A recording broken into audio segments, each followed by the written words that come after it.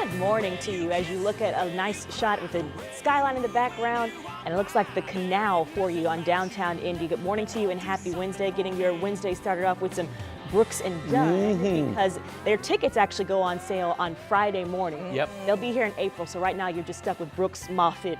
And there you go.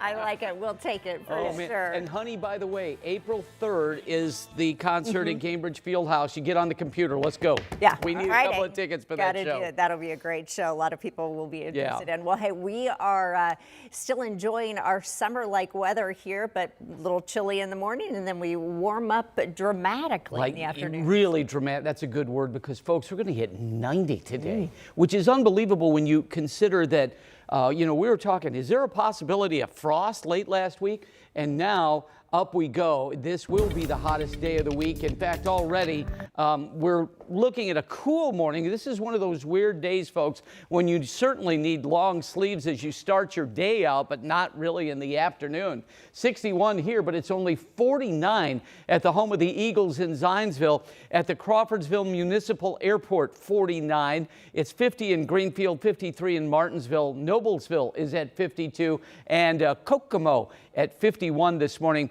So, it depends. Here in this urban heat island, it's pretty warm in Indianapolis, but elsewhere, it's, maybe 10 degrees cooler. Now, as the kiddos are headed to school, remember, sun doesn't come up this morning until 7:23, and sun sets at 7:59. So these days really are starting to get shorter. By 11 a.m., 75 degrees, and then up we go to 90 degrees. Now, I know a lot of you are concerned about Francine. Here's the current coordinates.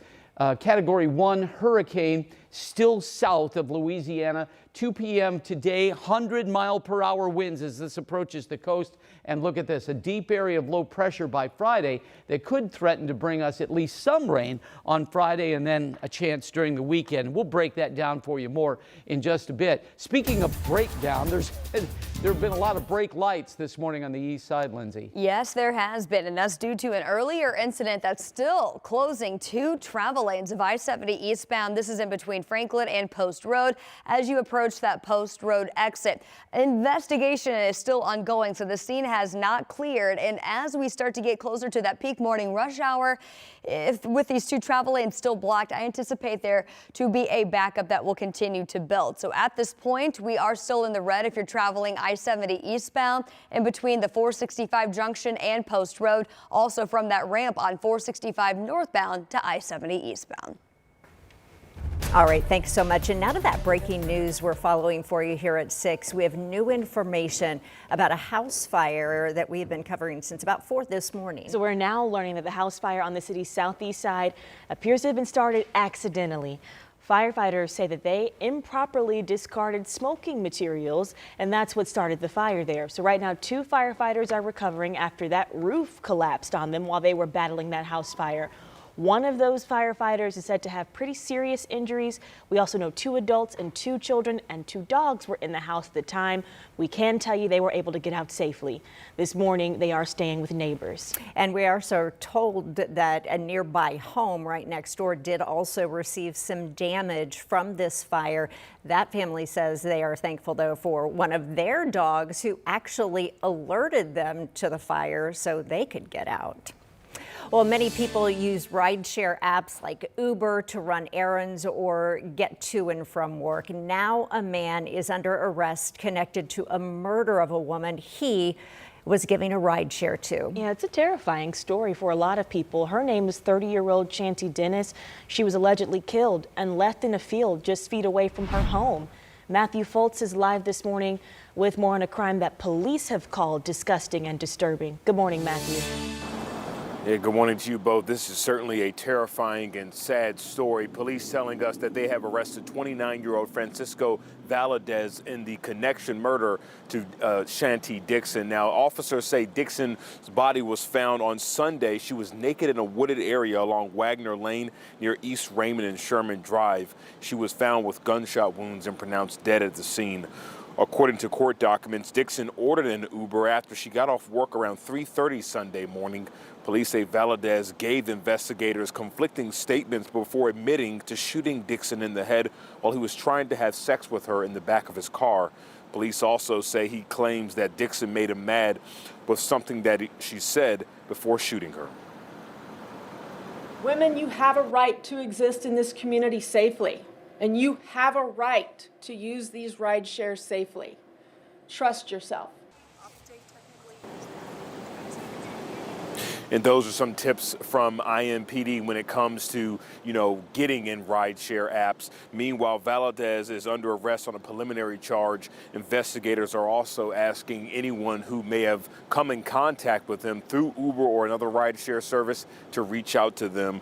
We've also reached out to Uber, who says they have banned Valadez from their rideshare service. Meanwhile, Julia and Jalea, coming up at 6:30, you'll hear more from neighbors in this apartment complex who knew Shanti. They'll explain more on her coming up at 6:30. All right, yeah, so troubling, Matthew. Thank you. Well, right now we are working to see if charges will be filed against 6 people in connection to a massive crime ring bust. Metro Police tell us they teamed up with the ATF to crack down on violent crimes here in Indianapolis. Investigators carried out several busts yesterday across the city. In total, officers tell us they made 6 arrests and confiscated 22 guns they believe have been used in crimes, along with multiple drug seizures. Any kind of loss of life is going to be sad, especially for the family.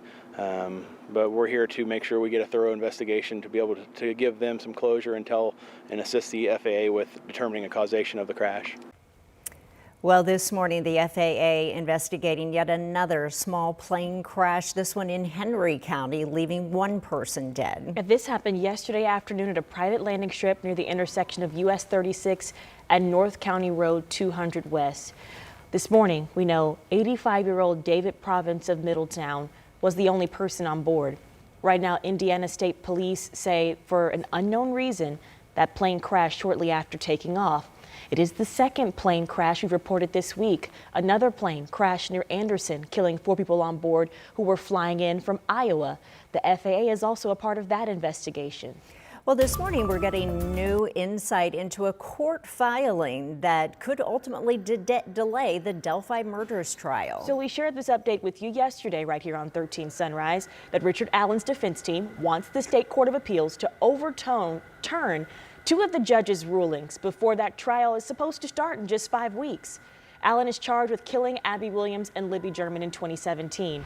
In that motion just filed on Monday, Allen's attorneys say that Judge Francis Gull's decision keeping jurors from hearing their theory that someone else committed the murders has gutted their defense strategy.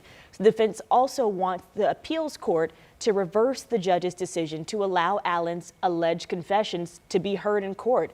But even if Judge Gull signs off on this motion, defense attorney Brad Banks, who is not involved with the Delphi's case, isn't sure the Court of Appeals would agree to review this before the trial.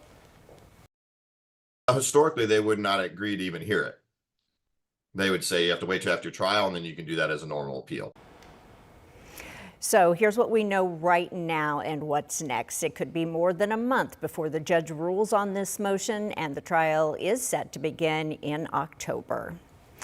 Well, this morning we now know who will make up the City County's investigative committee. They will examine how the mayor's administration and campaign handled sexual harassment complaints. And this follows allegations against the Indy mayor's former top aide, Thomas Cook.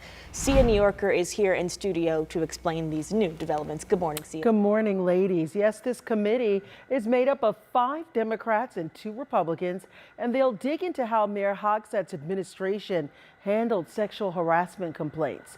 Now, members of this investigative committee were appointed by the City County Council. Majority Leader Maggie Lewis selected 5 Democrats, councilors Krista Carlino, Jessica McCormick, Kristen Jones, Rena Allen, and Andy Nielsen. Minority Leader Brian Mowry named 2 Republicans, himself and Councilor Josh Bain. In addition to looking back at how Hogshead handled sexual harassment complaints, they are expected to review the city's policies and oversee the investigation that will be conducted by an outside firm. The committee will also have the power to subpoena witnesses and documents. We need to look into this in a serious matter and make sure that we're taking the necessary steps to try to prevent this in the future. They have not yet set a date for the first committee meeting, but once they do, they will be required to meet once a month. Now, coming up on Sunrise at 6:30, I'll tell you more about the process and when all of their findings are due.